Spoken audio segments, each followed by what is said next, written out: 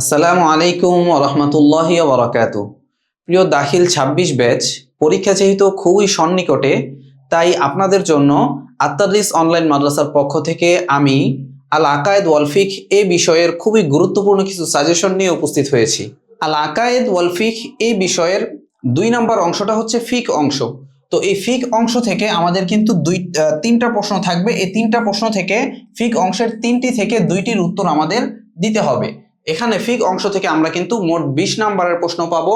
২টা প্রশ্ন ১০ ১০ ২০। এখানে আমরা কিছু গুরুত্বপূর্ণ সাজেশন আপনাদের জন্য নিয়ে আসছি। ১ নাম্বার হচ্ছে ফিকহ কাকে বলে, ফিকহের আলোচ্য বিষয় কি, এর প্রয়োজনীয়তা কি, বিস্তারিত আলোচনা করো। ২ নাম্বার তহারত শব্দের অর্থ কি, নাওয়াকিজুল উযু কয়টি ও কি কি, কোন পানি দ্বারা তহারত হাসিল করা জায়েজ এবং কোন পানি দ্বারা জায়েজ নয় লেখো। ৩ নাম্বার তহারতের আবিধানিক অর্থ ও পারিভাষিক সংজ্ঞা দাও।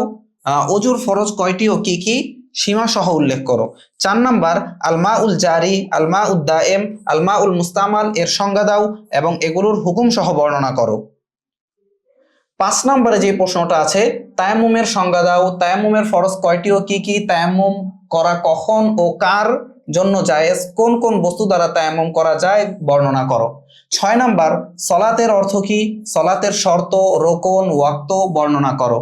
৭ নাম্বার মুসাফির কাকে বলে, কসর পড়ার জন্য সফরের দূরত্ব, সময়সীমা এবং সলাতুল কসর এর হুকুম বর্ণনা করো। ৮ নম্বরে আছে সলাতুল জুমা আদায় হওয়ার ও ফরজ হওয়ার শর্তাবলী কি কি, সলাতুল জুমা কার উপর ফরজ নয় এবং কার উপর ফরজ বিষয়টি বর্ণনা করো।